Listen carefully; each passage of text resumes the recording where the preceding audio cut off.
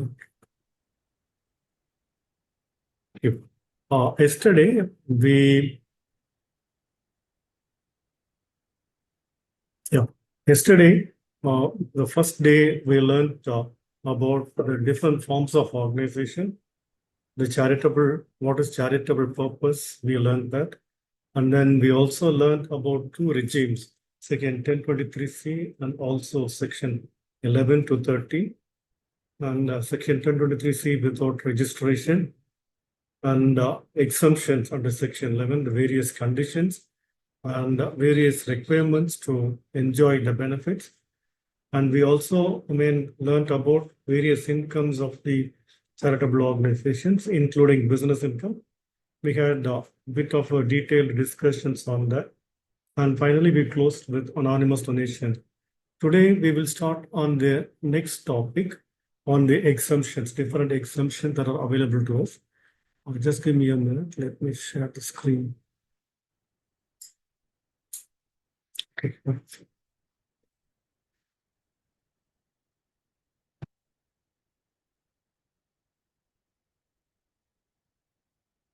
Is my screen visible to you? Maybe one of you can unmute. Jency, can you, or you can put it in the chat box. Yeah, fine. Thank you. Thank you so much. Thank you. Fine. So today we are continuing with our second day. Today we are going to learn about the application of income, various ways how I can apply, and or various ways how I can take exemptions.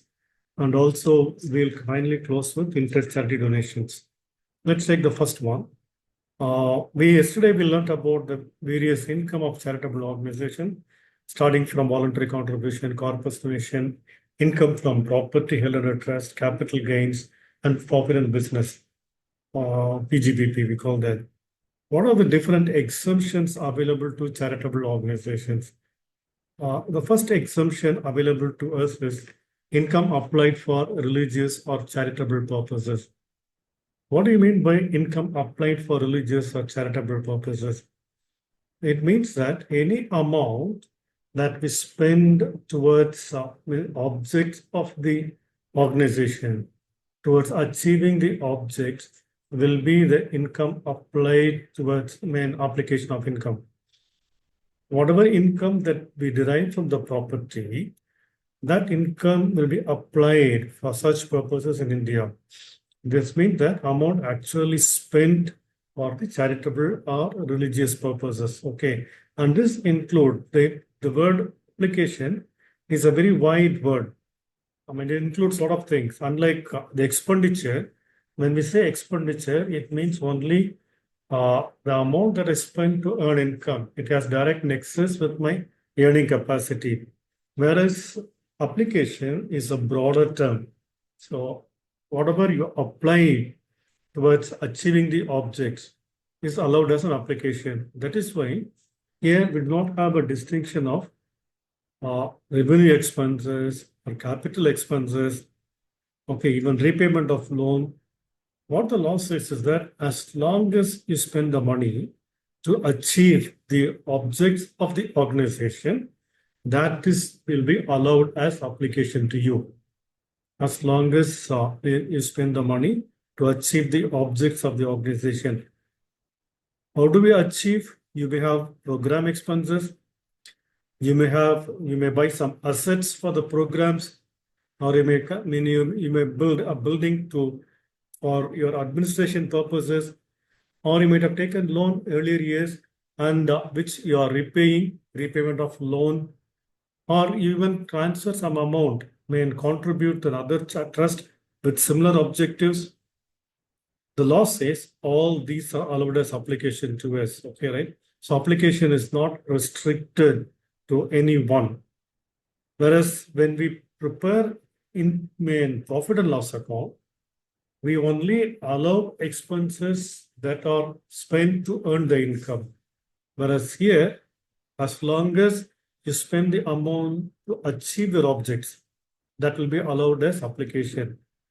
That is why the various courts are held, even administration expenses. establishment expenses are also allowed as application to you. But you need to understand, while administrative expenses and establishment expenses are allowed as application, whatever expenses that you're incurring to earn income, for example, bank charges, if you have a fundraising expenses, they are not application because they are not spent towards achieving the objects of the organization. So that will be reduced from your income, and the balance amount will be using for the applying towards the objects of the organization. That is why even payment of rent is also allowed as application. So sorry, payment of taxes. Payment of taxes is also allowed as application. So I put it here, whatever amount that you spend or you apply towards the objects or towards achieving the objects of the organization, that will be allowed as application. 2 years back, Government of India brought in a change in the law. Now what they say is that only amount that you actually spend, actually paid, will be allowed as application. So you may have accrual system of accounting, but what is allowed as application is that your actual outflow. For example, you have a policy, you follow accrual basis of accounting, where salaries of the school teachers are accounted as expenses in the month end. But you pay the salaries in the next month, 5th of the next month, or 7th of the following month. What the law now says is that if you want to claim salary as application, you should pay before the month end. Only then it will be allowed as application. You cannot spend, you cannot book an accrual entry, you cannot book an outstanding entry and claim there as an expense. That is possible. So there are challenges for Section 8 companies now, because companies are required to follow accrual basis of accounting, whereas income tax law mandates that we follow cash basis of accounting. So we'll see how we can manage that. Okay, so application of income is the first one. In fact, most of our organizations, we are out of the tax net with the first one only. With the application of income, we are outside the tax net, because the moment when we apply income, because the money which we get, yesterday itself I explained to you, in the trust, being the managers or the organizers of, the board members are primarily trustees, stewards. We are asked to manage the funds, make sure that the funds are utilized for the purpose for which the organization is created. So whatever money comes, we spend that. And most of the time we spend more. So whatever we apply is allowed as application. The second one is that government says you are allowed to accumulate up to 15%. Supposing your income is 100, government says, you spend 85 rupees, I will give you 100 rupees as application to you. You don't need to spend more. You spend only 85 rupees, I'll allow 100 rupees as application to you. You spend 90 rupees, okay, you spend 85%, fine. You have 10 rupees savings.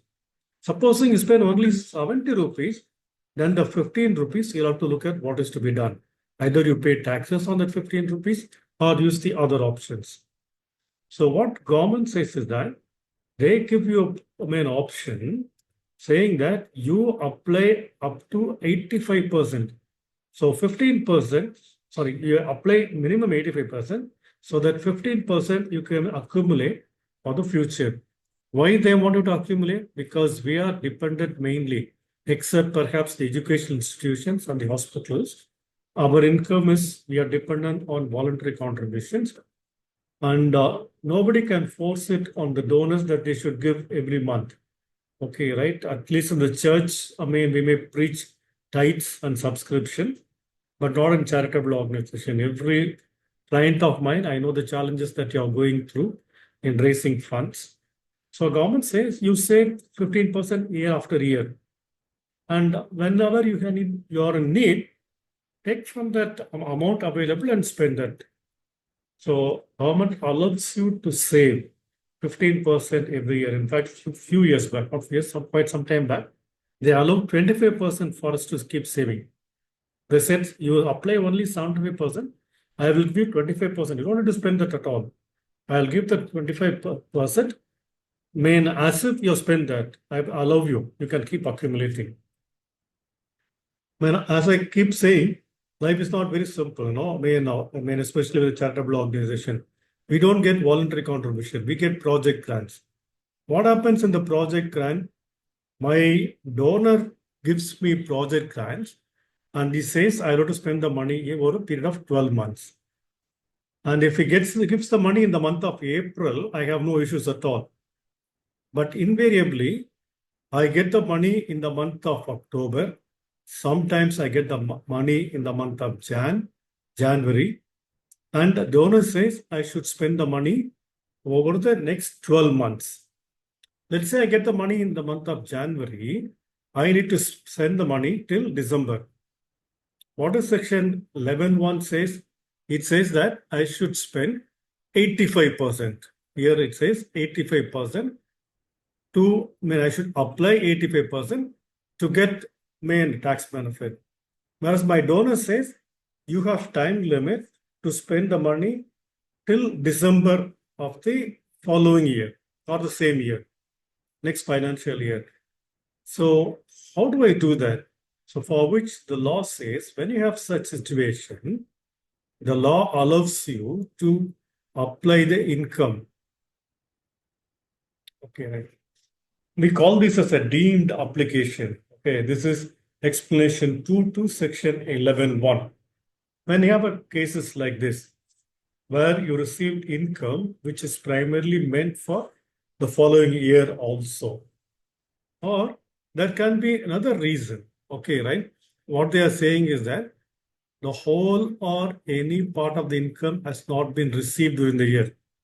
Let's take the classic examples. Like we have some schools, colleges attending, universities attending this webinar. During COVID time, we were not able to collect the fees from the students because when every one of them, the families were going through difficult times.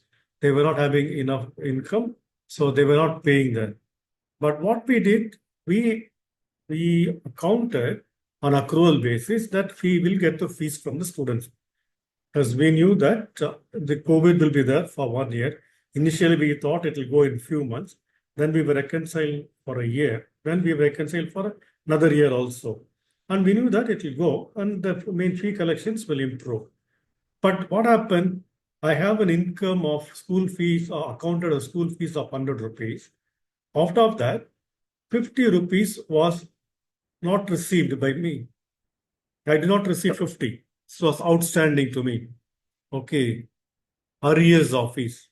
We use the word arrears of fees. I did not get 50 rupees. Arrears of fees was there. But what the law says if you recognize 100 as the income, you should spend 85%, 85 rupees. How do I spend 85 when my actual cash flow is only 50?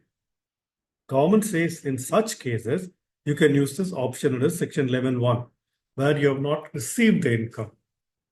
Or we take the other good examples that many of us are facing. We have fixed deposits in the bank, and we put that money on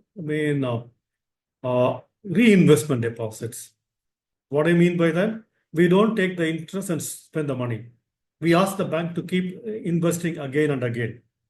So what happens when we prepare the accounts? Earlier there was no 26 A's, so we were not worried at all. Now we have 26 A's where the tax department captures my income, and my 26 A says that I have accrued interest of so much money. Let's say I have accrued interest of 3 lakh rupees. I have not received that money, but I have accrued interest of 3 lakh rupees. And how do I spend this money? I will not be able to spend this 3 lakh rupees because I have not received this money at all. So what government says is where you have not received that income, you can use this option under section 11.1. Or the other reason, what they are saying is that it can be for any other reason. Any other reason can be that you received grant for the next year, okay, which you are not able to spend that, but you should have, substantiating evidences with you. You cannot just like that say, I could not apply, so I'm filing Form 9A. I'm exercising this option. That is not possible. Please don't do that. But what you can do is that where there is, supposing you're not able to use that, you received a project money. You know the project money has come in the month of January, month of October, and that project is for 1 year. So another 6 months is there, 9 months is there. Sometimes you even get the project money in the month of March, which needs to be spent over 9 months or 10 months. Okay, so we have all these complications. Have that evidences so that we can tell the department, look, I have received this money, but this not money is not meant for current year. This money is meant for the next financial year. So what is to be done? Earlier, you need to file one simple letter, but now everything is gone electronic now. Well, now what the government says is that you should file Form 9A electronically 2 months before the due date. Yesterday we saw what was the due date. We saw the due date is 30th October. So 2 months before the due date means 31st August, you must file this 9A. Okay, right? Some of you may be wondering, what do we do now? August is already over. I am in September. I have surpluses. I finished my audit only now. How do I spend that? Wait for some time. Let's see that. Okay, right? Before I move further, I have got some, records which I'm sharing this with you because as I explained to you in the beginning, yesterday, I'm sorry, not in the beginning, yesterday, if you don't maintain these books of accounts and the registers and the documents prescribed in section 17AA, you're not eligible for tax exemption. The various exemptions I'm talking now, you are not eligible for that. Okay, right? So what you will be doing is that your income will be computed under section 1310. What is a 1310? I'll explain to you maybe another day, not today because we don't have time. Okay, so the various registers that are given, in fact, yesterday I talked about 10 or 11 sets of registers. So today I'm going to talk about the registers regarding application of income. Okay, right? So these are the registers we'll have to maintain. And application can be done, may happen within India. It is allowed. Whatever you spend within India is allowed. In fact, they want you to write in the applications to see that the details of amount of application, name and address of the person to whom the payment is made, the object for which application is made. So this is an elaborate exercise. This is not a simple exercise. In fact, they want you to have this project-wise also, application of income. What are the different projects you're running? That also needs to be done. So what my suggestion to all our clients, all our friends is that you have that in your tally. In tally itself, you give complete details, the name, address of the person for whom you're making.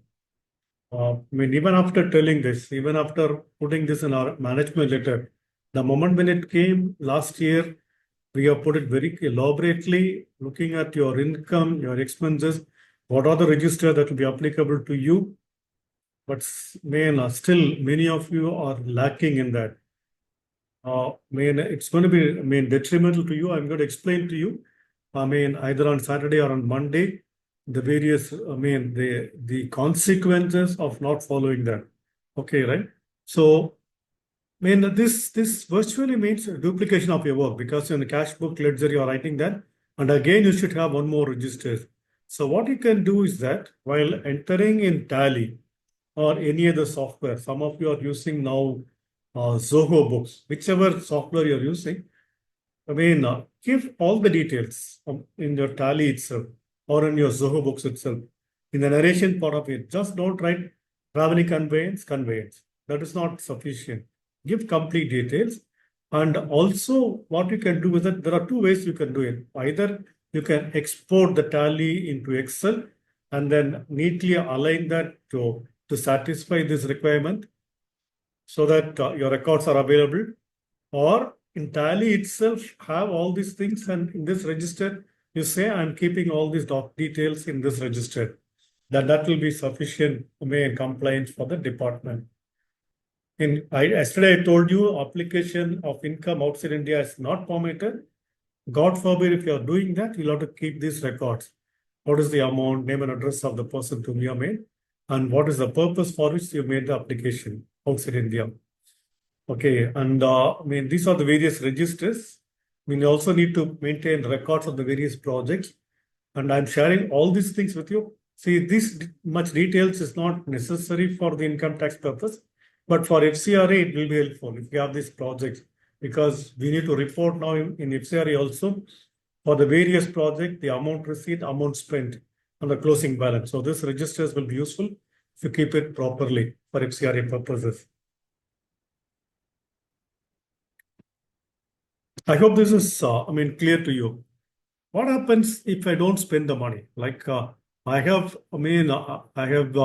earmarked. I've said that I will spend. I've filed this form 9A, and I said I'll spend 10 lakh rupees. I could not spend that money. What happened to me if I do not spend? So much of amount that I did not spend will become your income, and it will be taxed at 30%. Okay, right? Uh, can I use? This again, the amount that I not spent. One more option, as I explained to you, there should be justifiable reason. You cannot just like that because I did not spend, so I'm earmarking. That will not be the right attitude or the right way of approaching that. Supposing the next year also you get projects like this, yes, you are able to do that. Otherwise, you are not able to do that. Please make sure that whatever amount you're saying as a deemed application, okay, right? You apply in the next financial year, okay? Otherwise, you'll be taxed at 30%. Okay. Accumulation for specific purposes. Before I move further, I've been teaching for about 25 minutes. I'll just give you 2 minutes time so that you can put your queries, if any, in the chat box. I'm sure today the chat box is enabled. We'll be able to see the chat box.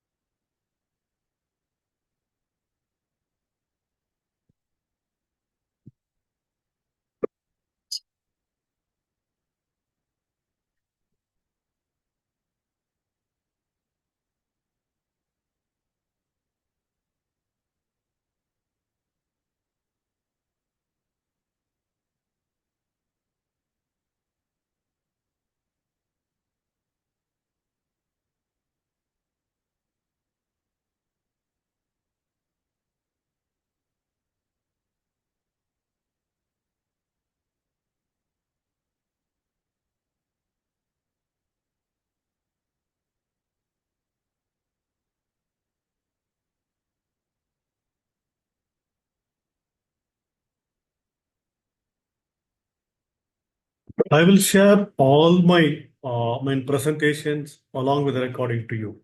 I'll not be able to do it this week. Next week, before end of next week, I'll share that.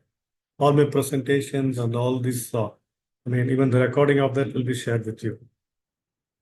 I'm sorry, I forgot to record yesterday, but today I'm recording. I'm sure it will be visible in your screen that I'm recording it. Okay, let's move further. Okay, we have seen the various exemptions available to us. First, we have seen income applied. Whatever income that I receive, I apply towards the purpose of the organization. That is allowed as application, allowed as deduction from my income. And the next one, what the government says is that if I spend 85%, 15% is allowed to me. I can accumulate up to 15%. So whatever amount I can accumulate, if I spend 95%, 5% will be allowed to me. Spend 90%, 10% will be allowed to me. I can keep. In fact, we help many organizations. I would say about 90% of the organization are outside the tax net with these two main exemptions. With these two, they are outside the tax net. Then the next is option under the under the explanation clause 2 of section 11, what we talked about, deemed exemption. it may not be that easy. Like here we said income received for that year, I've spent that money. And out of the income received, government says I can accumulate 15%, I use that. The next one, when I received income, part of it relates to the next financial year. So I use the option, I filed Form 9A. I may have a case where I have some specific project for which I need money. Let's say I want to put up a college building. I will not be able to raise enough money in 1 year because my parents, the students' parents, are not that rich. And I have to go and raise money from different people. So it's not easy for me to raise funds so easily from different people, including the parent. So I need time. So government understands that. Or any other mega project, government understands that. And what they say is that we call this as some set apart or accumulation of income. You can do it for 5 years.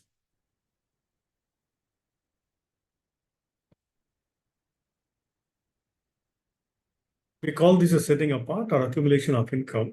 You can set apart, you can earmark a particular amount, okay, right, for a specific purposes.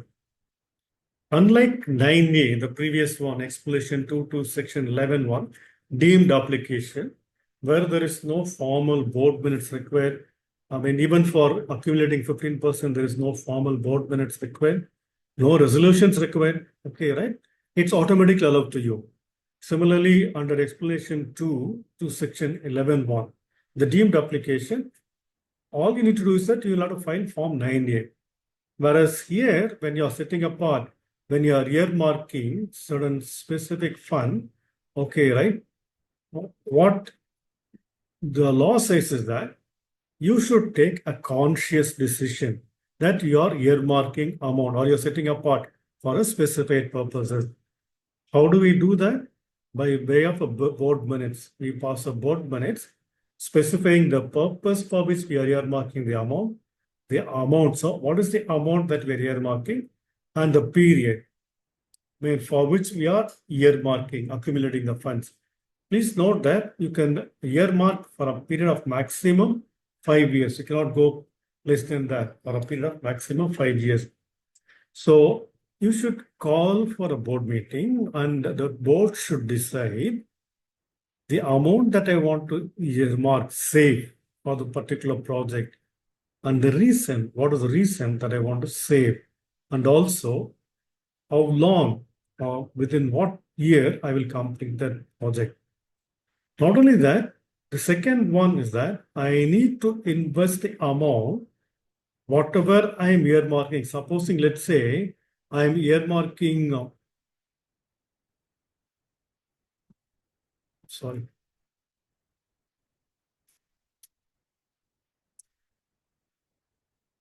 Let's say I'm earmarking 10 lakh rupees. You need to put the 10 lakhs in specified modes under section 11.5. Yesterday, I've shared this, I've showed you where all you can put the money. If you look at into the 11.5 modes, all of them are, kind of safer investments. Or today you cannot call anything as safe, but everywhere there is government, control is there. What they say is that you can put it in banks, public sector banks, where Reserve Bank of India closely monitors them.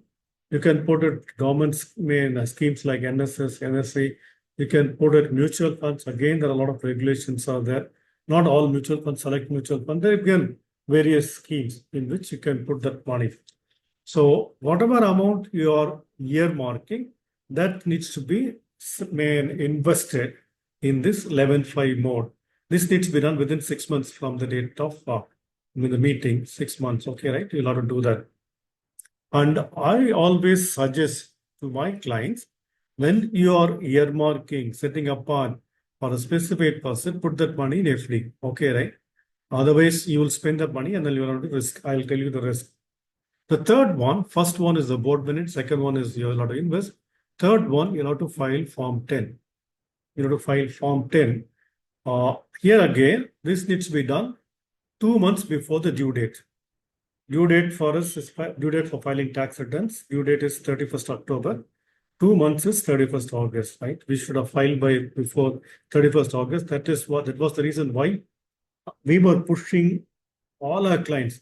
In fact, our team members, Mrs. Kamachi, Mrs. Priscilla were pleading with you. Sending emails, WhatsApps. We tried a lot.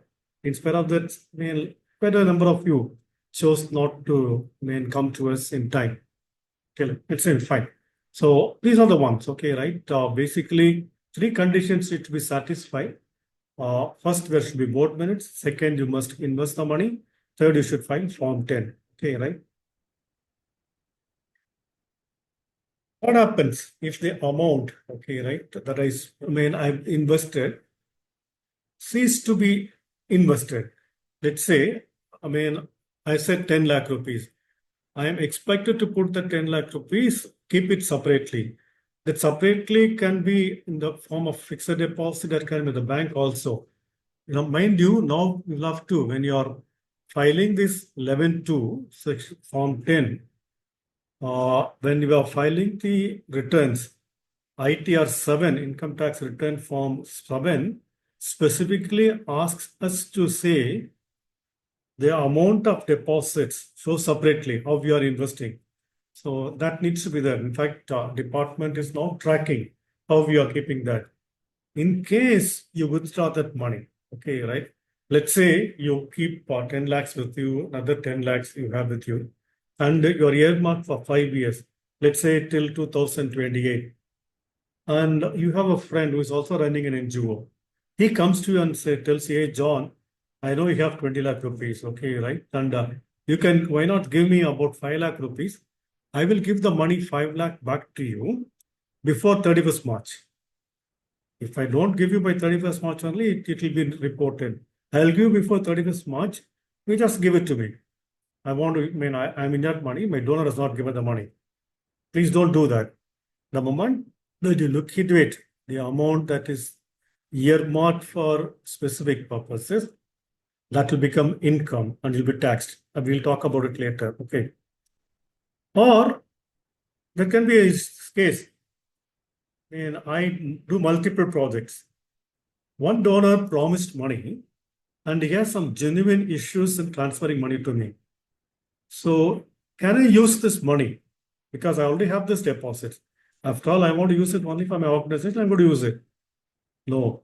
The moment when you touch it, use it for any other purpose, then also it is for the organization's objective, but not for the purpose for which it is earmarked.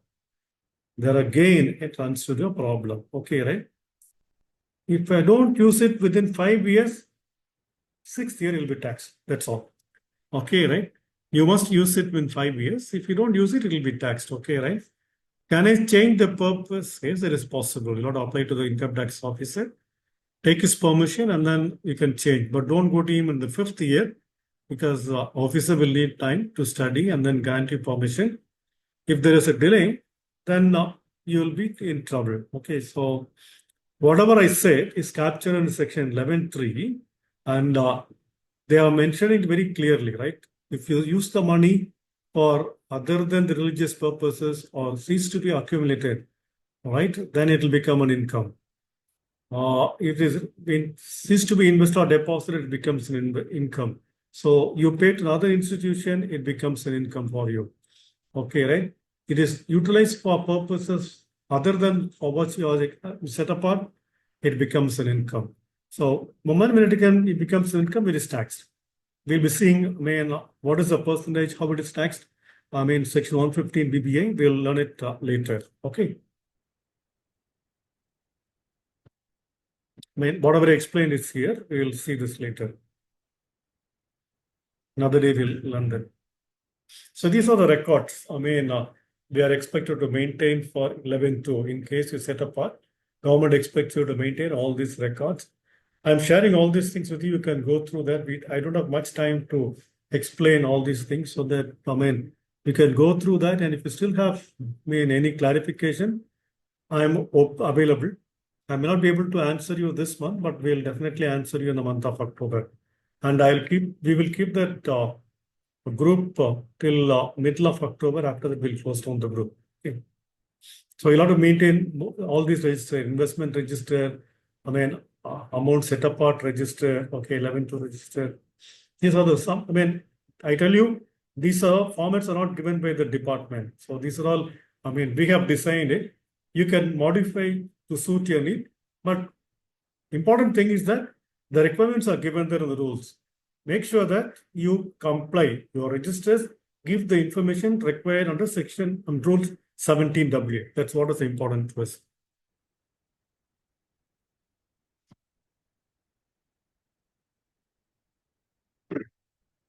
Yeah, I want to explain that. This is actually a register. I want to explain that to you. See, we were talking about the various exemptions available to us, okay, right?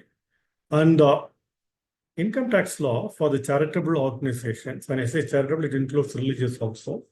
For the charitable organization, what it says is that each year's income is independent. It's like a basket, right?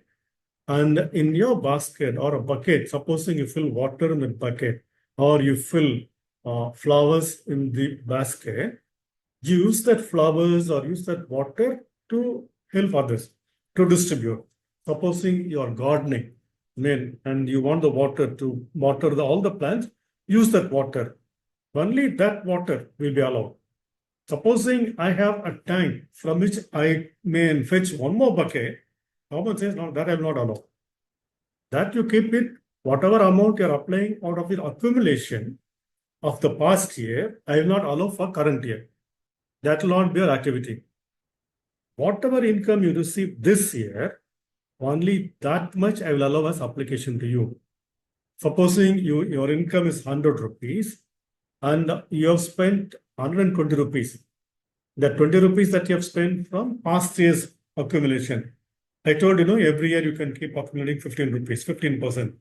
From that you spend the 20 rupees. Government says, no, no, no. I will restrict your application only to the extent of this year's income, 100 rupees.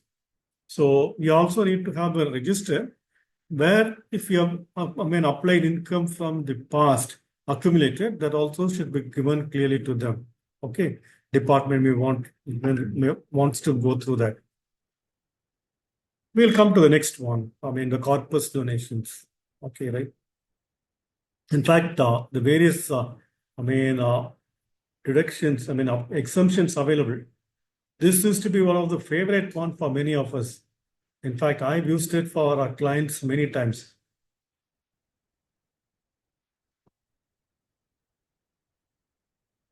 I use this corpus donations many times, but now it is not available to us anymore.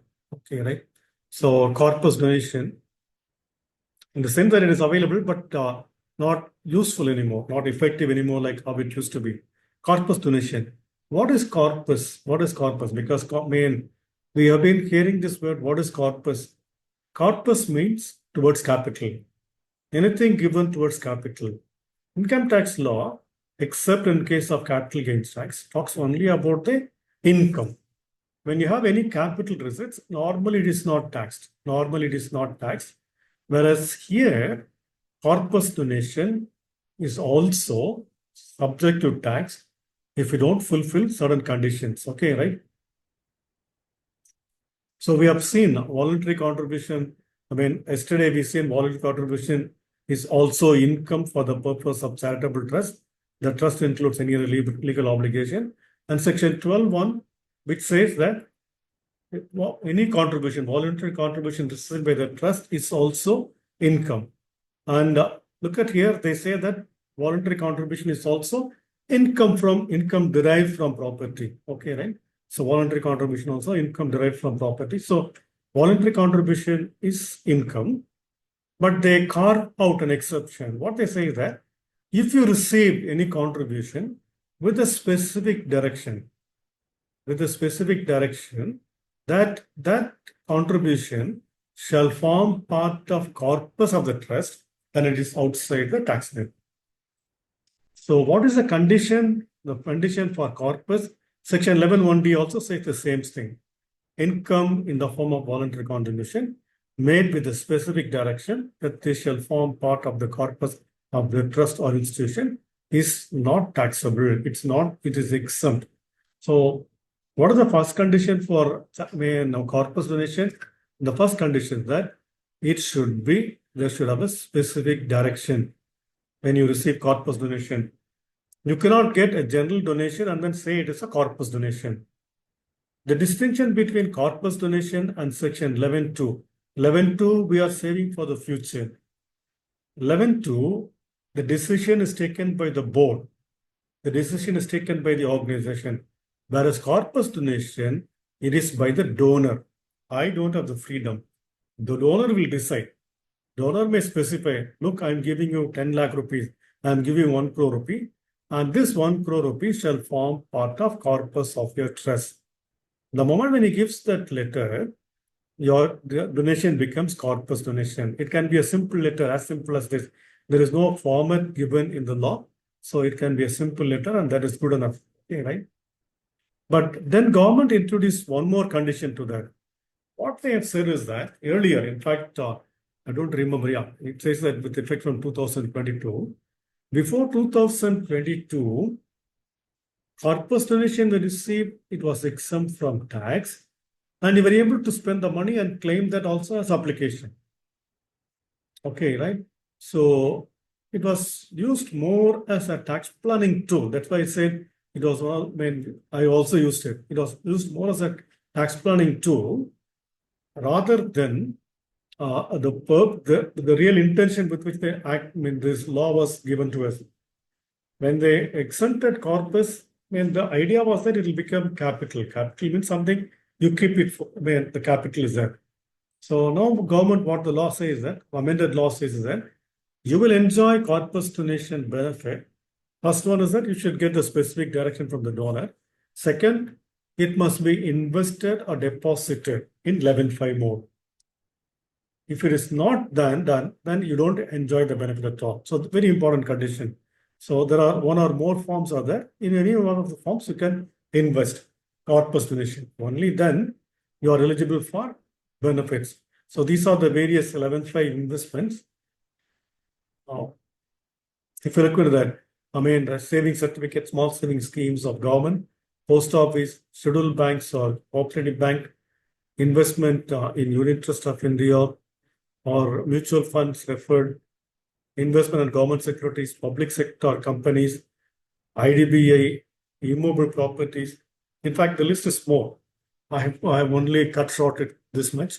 If you read that section 11.5, the list is more. But you be wise because even though these investments are safer than the other deposits, but you'll have to be careful where you're investing. Okay, right? So you'll have to put your money, corpus donation, only then you are eligible for tax benefit. If you don't put the money in corpus donation, the corpus donation, you don't invest, you don't enjoy the benefit. Okay, the next is any application from corpus fund is not allowed as application. Supposing I receive 1 crore rupees as corpus donation, donor is given a written instruction, letter saying that this shall form part of corpus. Well and good. I put that money in deposits. Good, I enjoy. But then I have a need. In the financial itself, I have a need. I have withdrawn 50,000 from there and I spend from the 50,000. Whatever I spend will not be allowed as application to me. That 50,000 again will become income also. So we'll have to be very, very careful. How you do that. Before I go into this, let me give, by way of illustration so that you'll understand this easy. So when you receive donation, I'm talking about both charitable and religious organization, right? If you don't, when you receive without any specific direction, it becomes a general donation, voluntary contribution. You receive with specific direction, then it becomes a corpus. Okay, when you receive with specific direction, it becomes a corpus. And what are the next condition? You invest in 11.5 mode, it is a corpus donation. Cannot invest in 11.5 mode, it is a non-corpus. And again, one more important thing, any application from this is not allowed. When you spend any amount from this, it will not be allowed as application to you. So very, very clear. You should understand that. Okay, right? And then what they've said, they also say that when you have corpus donation, you have withdrawn some money. Okay, right?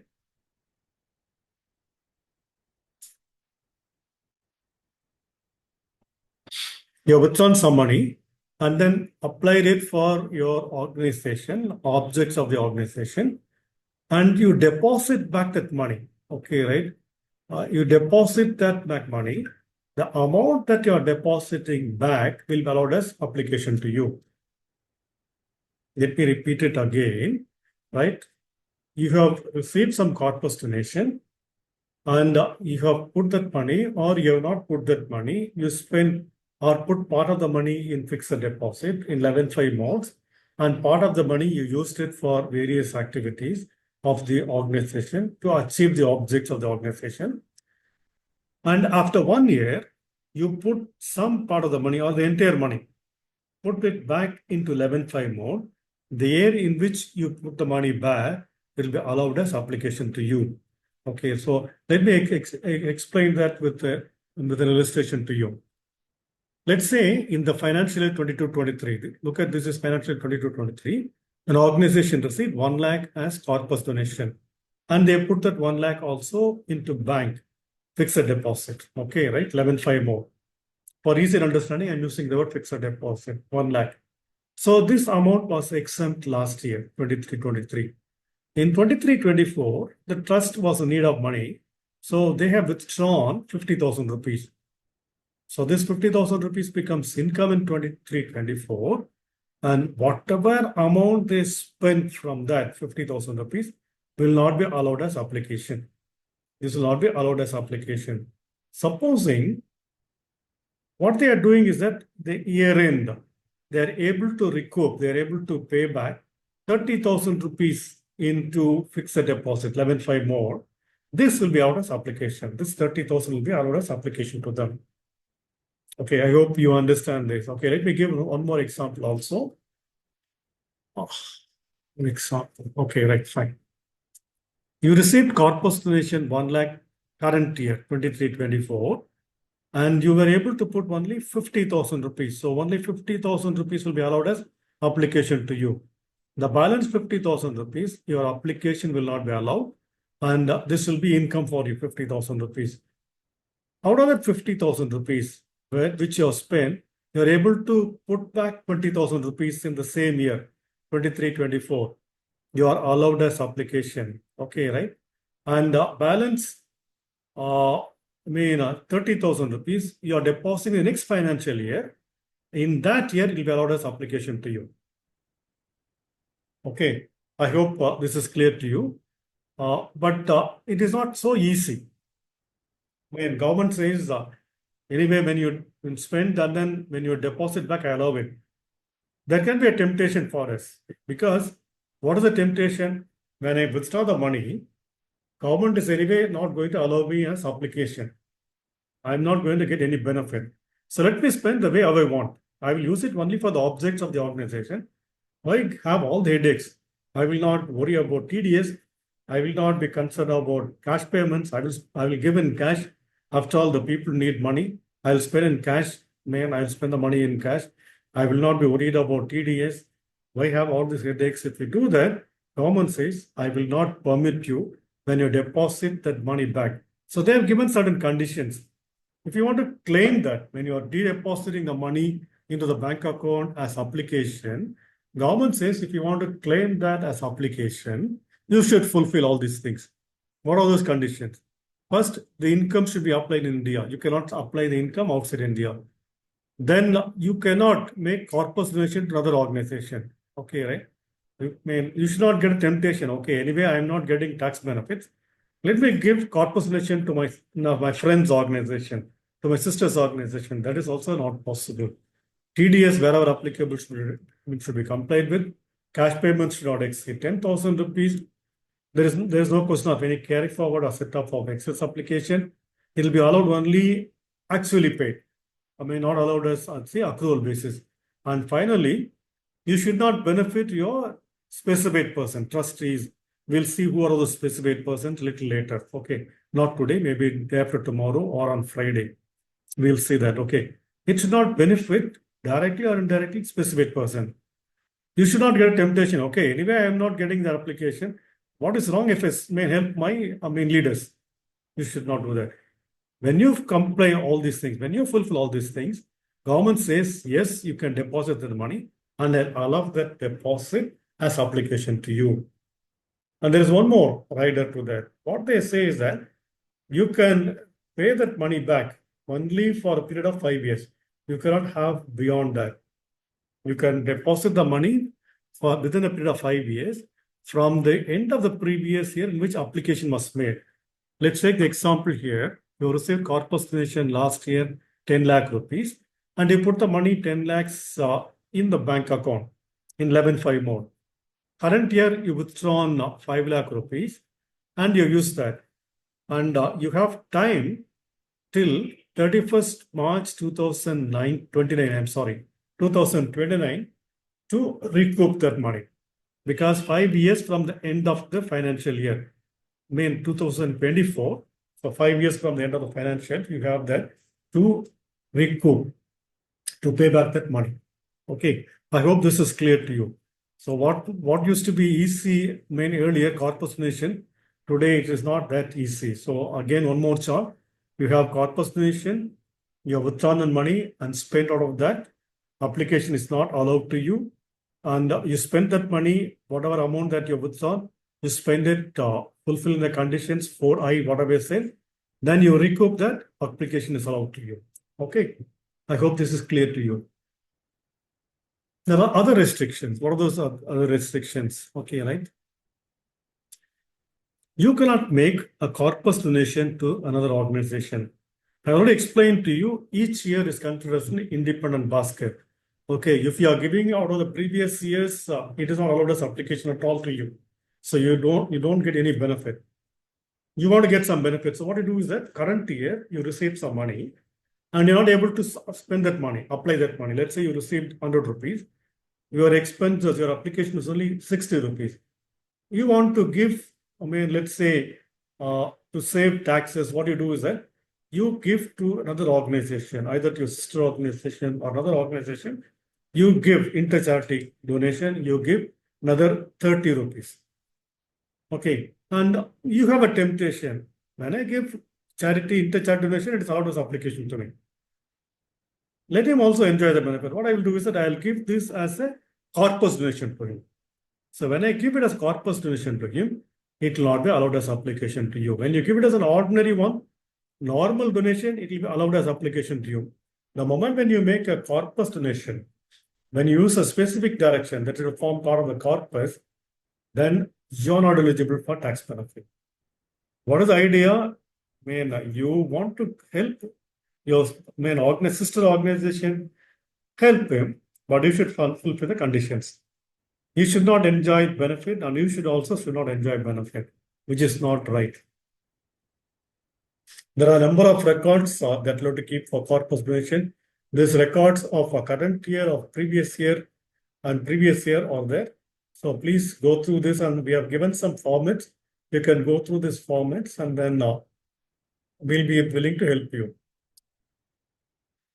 So we have seen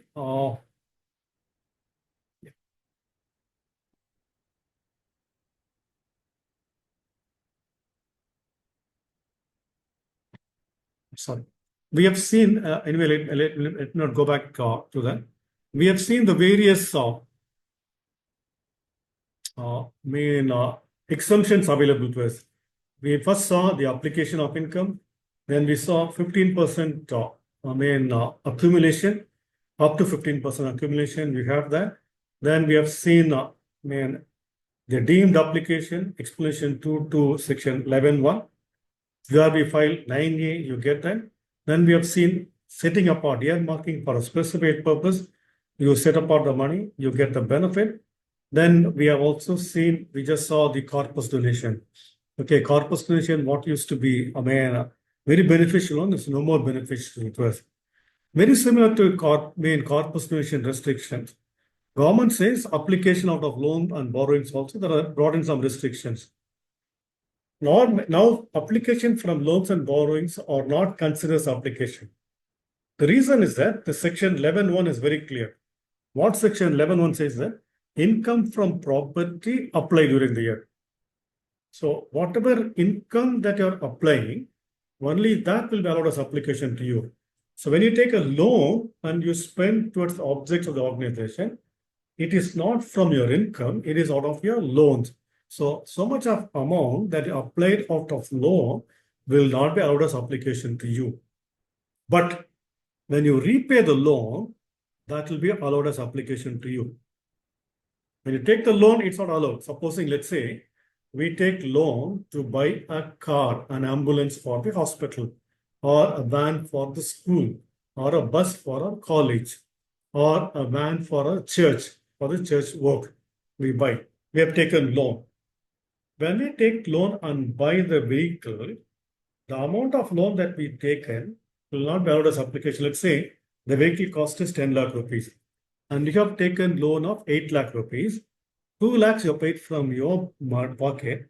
That 2 lakhs will be allowed as application to you. 8 lakhs will not be allowed as application to you. Next year, when you repay the loan, next year, supposing you repay 2 lakhs loan, that 2 lakhs will be allowed as application to you. Okay, right? That's allowed. So this is what I put it here. I've given an illustration here. But what again the law says is that very similar to corpus, when you are taking loan and when you anyway you know that when I take the loan, when I buy something, or when I take loan and use it for my organization, taking loan need not necessarily only for buying assets. It can be for running my organization also. There will be times when the donor money becomes late, you take loan. Even at that time, what government says that you have to follow all the conditions. Do not think that you can do with whatever you can do, because I'm not giving you as an application with the loan money, but you should fulfill the conditions. Very similar to what I explained to you about the corpus. And government is very clear. I mean, any loan taken before 1/4/21 will not be allowed as application now. Only from 1/4/21 you are taking loan, that will be allowed as application. Again, they will allow only for a period of 5 years. Okay, right? From the end of the previous year in which the application was made. So only 5 years is possible. So please remember, if you are taking any loan, the tenure can only be 5 years. We have a major challenge now. What is the challenge? Because when I want to construct a building, when I go to the bank, normally building is a long-term project. So I get a loan for 10 years or 15 years. And the law says only 5 years will be allowed as repayment, application to me. The balance 5 years or 10 years will not be allowed as application to me. So you'll have to negotiate with your banker how we are going to do that. Okay. There are records relating to loans and borrowings. So I'm sharing that with you. You can go through that. Finally, we'll close with capital gains. Just give me 2 minutes time.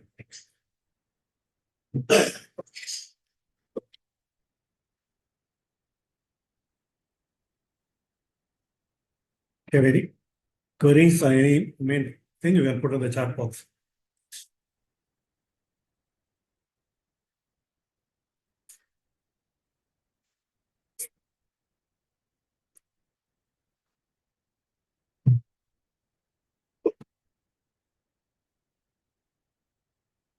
Okay.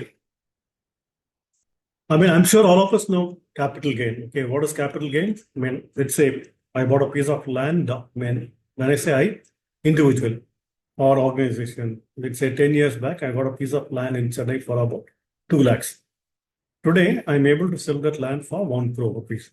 So the 98 lakhs is the capital gains. Normally, I mean, what is the provision available? Now there is also changed now.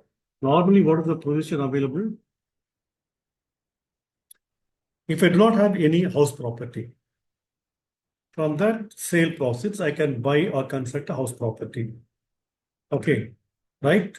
I can either buy a flat or construct a house property, or I can put 50 lakh rupees into capital gains infrastructure bond. I mean, if my capital gain is up to 2 crores, I'm allowed to buy 2 properties. So this is what is the law for the individuals.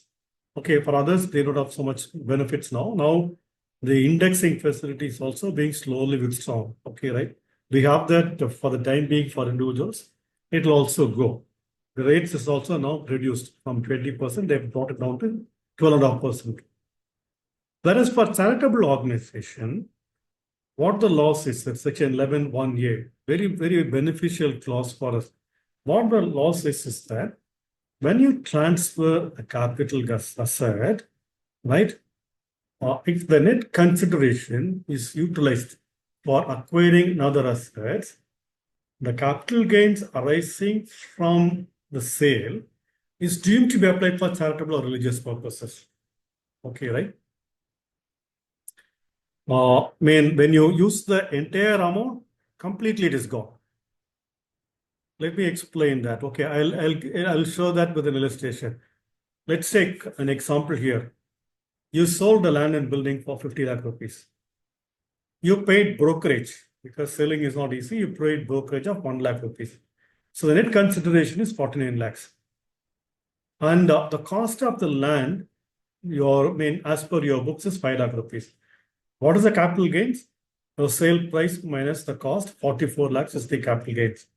But what the law says is that, what the law says that when you invest the whole net consideration, not part of the net consideration, when you invest the whole consideration in acquiring a new asset, then entire capital gains is deemed to be applied for charitable purposes. So what this organization has done is that they have bought a school van for 9 lakh rupees.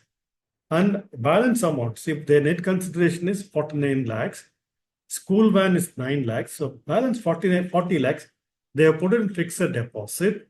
There is no capital gains tax for them. There's no capital gains. There's no income from sale of land or building for this organization, because even deposits, fixed deposit is also allowed as a capital assets for the purpose of, computing capital gains tax, capital gains for the charitable organization.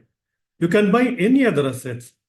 Not like in the individual's case, where I explain, when I sell a land or land and building, I can only buy land and building.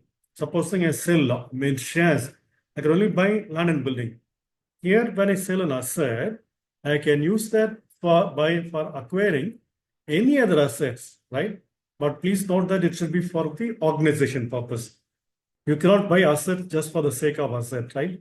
You cannot be buying assets and keeping it as an investment. That is not possible. It should be for the purpose of organization. And even capital gains instruction number, this is way back in 1975, and this is still valid, still holds good.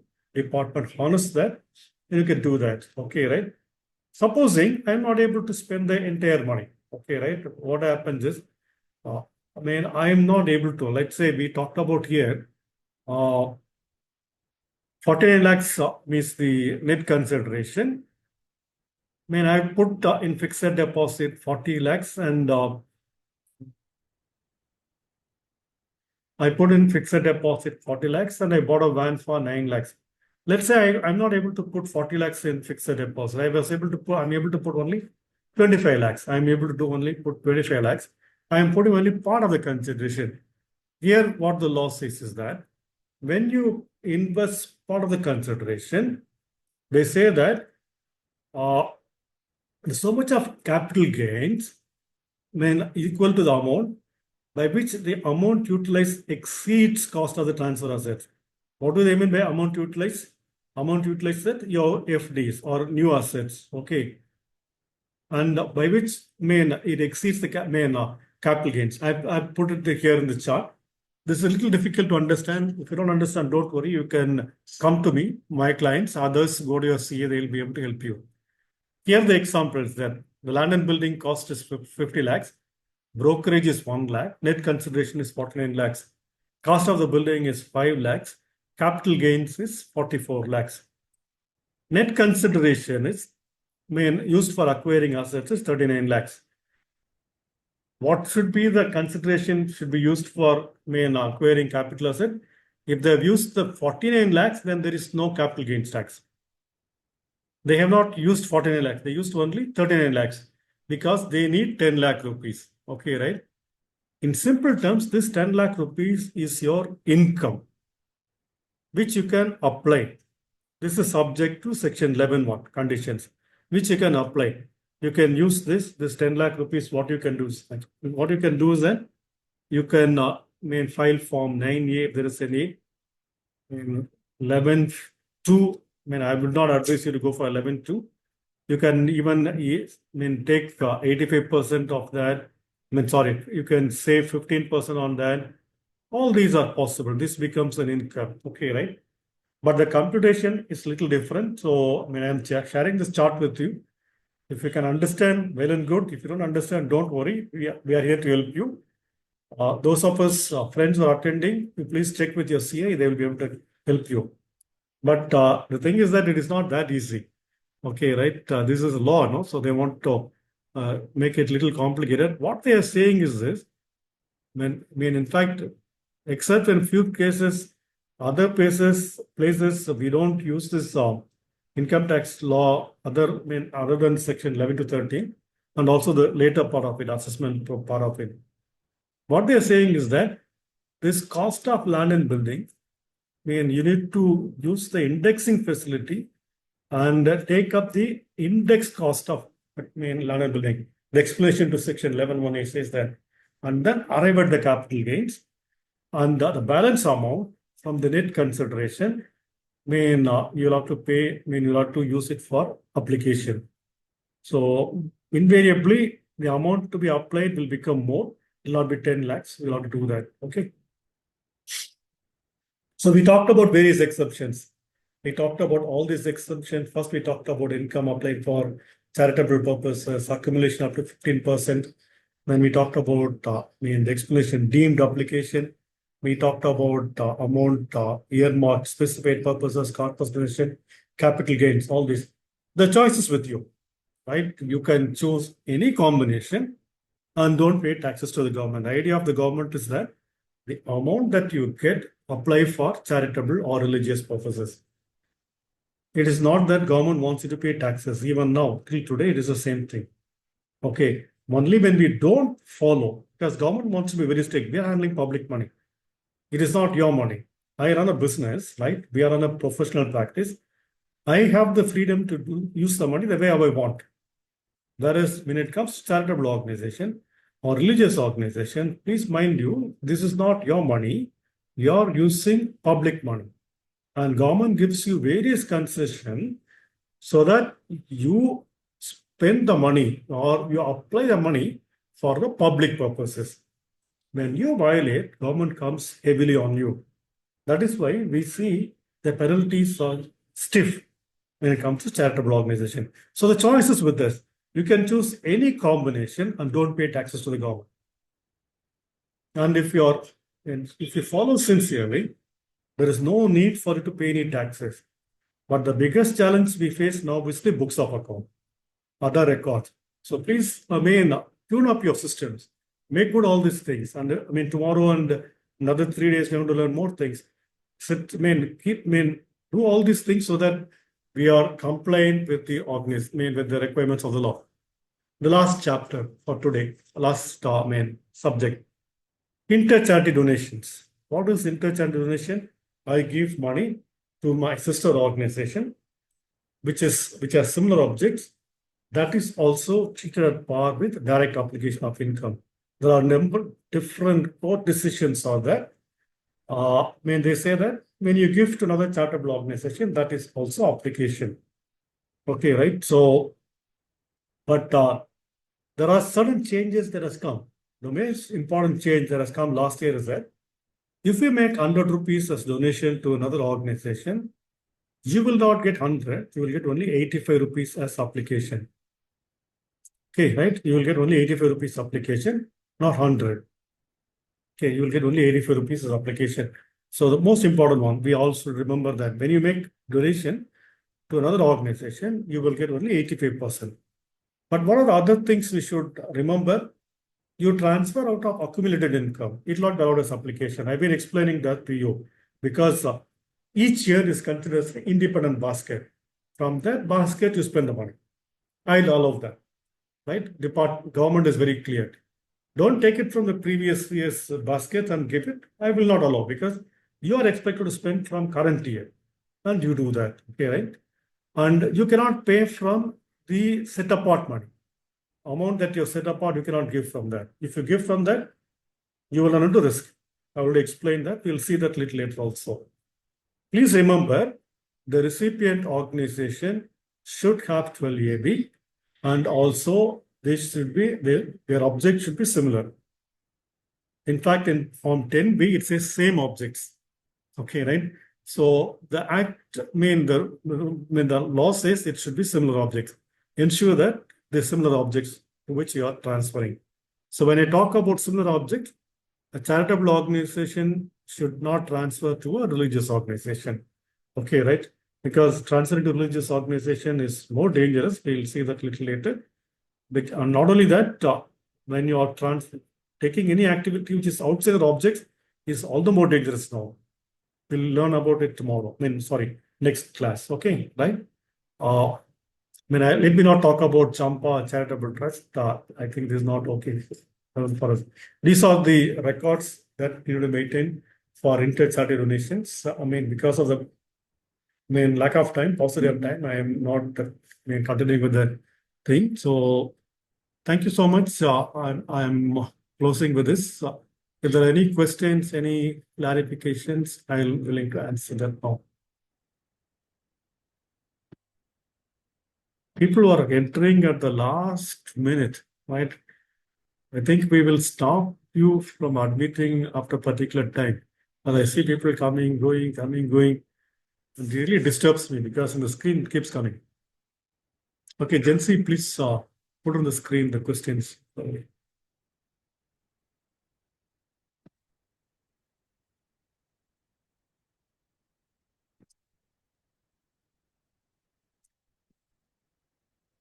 The first question is anonymous donations like hundi collections by public charitable trusts. Without any doubt, it is taxable. It is anonymous donation, 115 BBC, and will be taxed at 30%.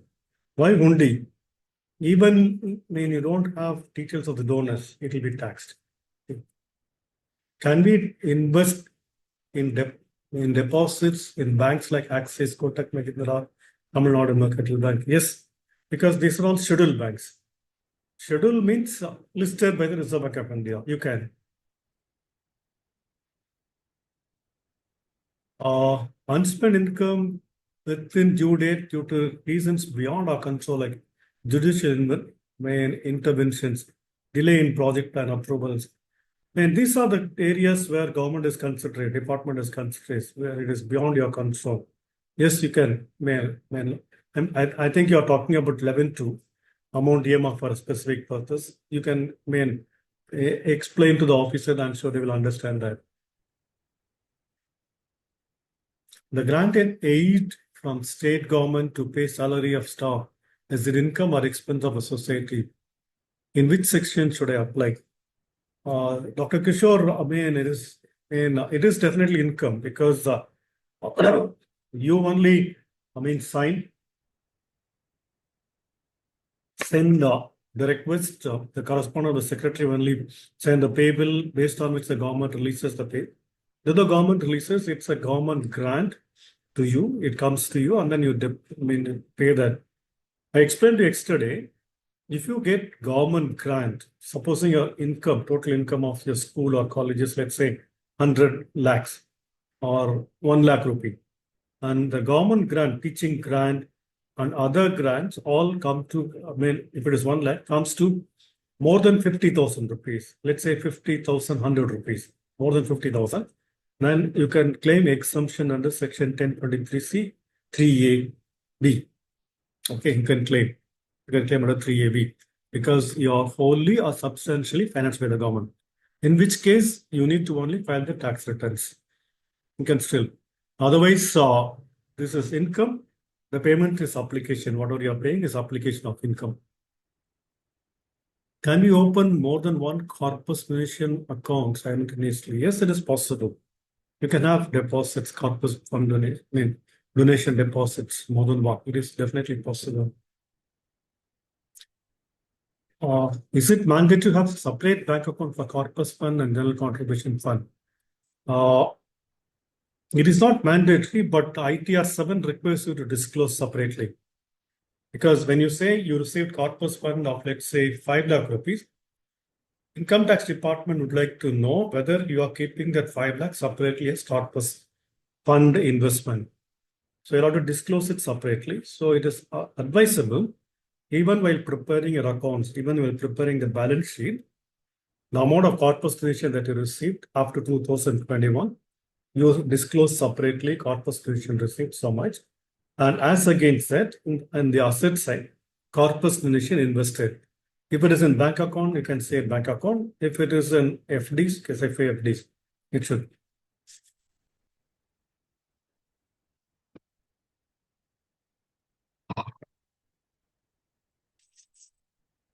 This amending objects, I will take it little later, Mr. Pakiraj. Okay, I'll take it. I'm going to explain that to you.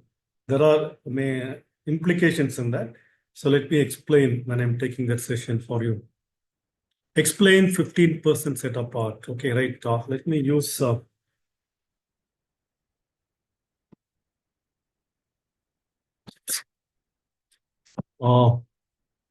Agency. Let me share the screen.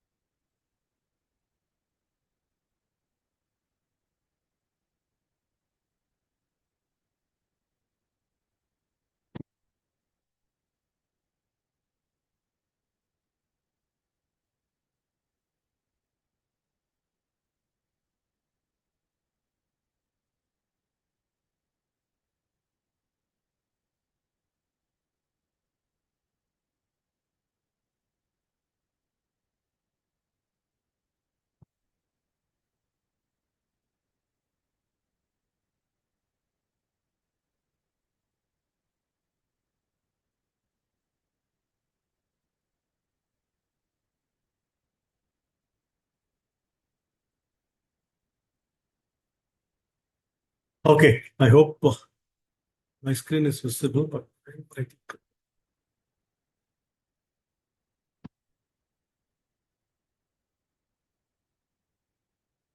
please don't admit anymore because we are saying at 4:30 we will close 4:15. Somebody's joining. Doesn't make sense.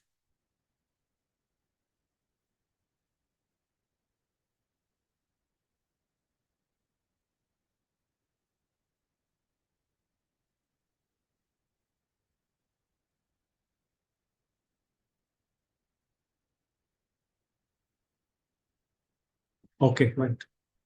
Um,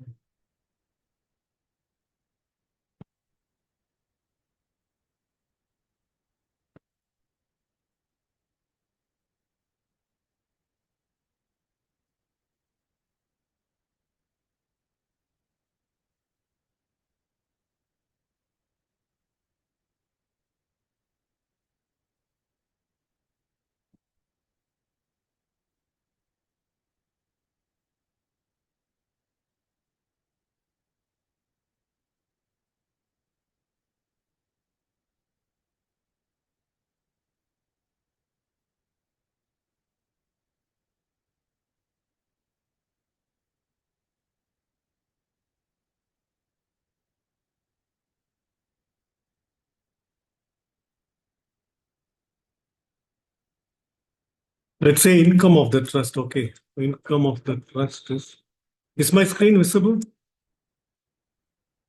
Gently, is my screen visible? Yeah, I'm sure it is visible. Okay, great.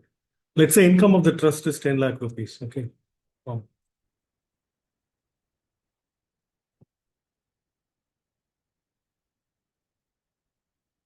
and your application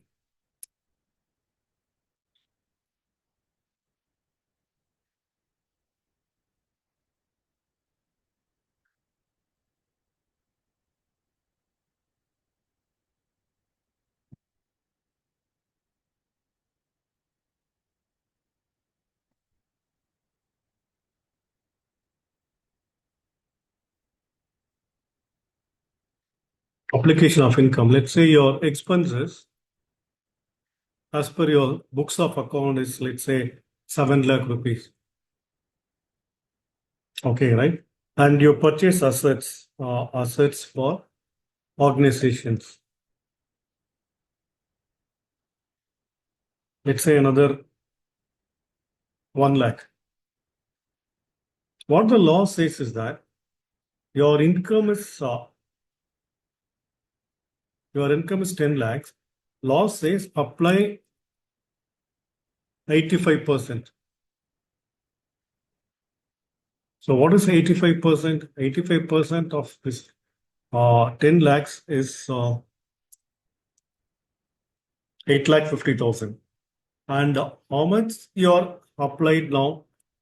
You have applied 8 lakhs. So balance 50,000 rupees will be taxable. Supposing instead of 7 lakhs, you spend 7 lakh 50,000. And your application is 8 lakh 50,000. Your income is 10 lakhs. Your application is 8 lakh 50,000. So you are allowed to save. Sorry. You are allowed to save for the future 1 lakh 50,000. You are allowed to save for the future 1 lakh 50,000 rupees. Supposing your application is, let's say, 8 lakh rupees. Okay, right? And how much you have spent in your total application is now 9 lakhs. And you are expected to spend 8 lakh 50,000. So you applied 9 lakhs. So it's okay. Government will allow only 8.5 lakhs. You are saving 1 lakh for the future. Okay, instead of 1.5 lakhs. Is it clear? I hope this is okay, right? Yeah, any other questions, Jansi? Any other question?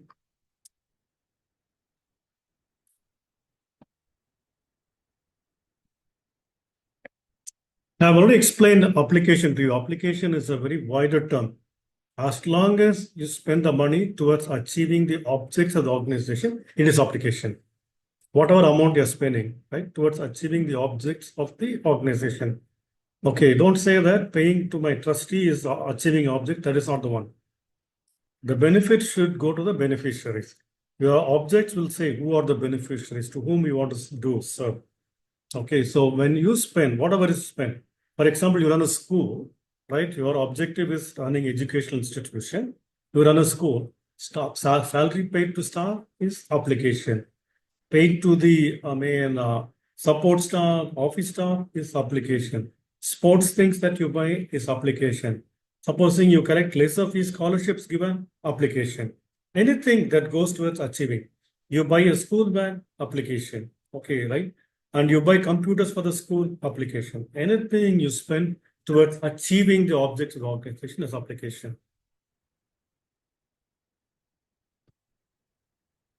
I have a society, I have corporation of 5 lakhs, and I have some same another 2 organization.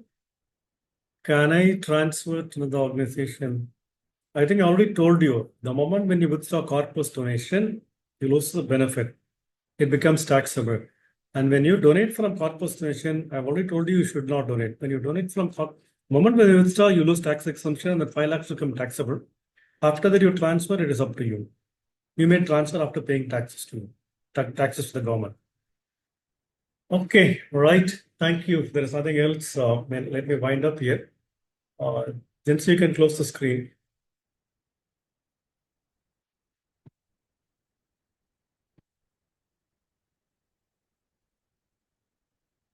Okay, let me say. Tomorrow I have some work, so I'm not having classes tomorrow. Instead, we'll have the class on Monday, but Thursday we're having classes, and then again on Saturday we are having classes. I'm really sorry that we are not having classes tomorrow. Monday we will meet, but Thursday we will meet again. Thank you so much. God be with you. Thank you.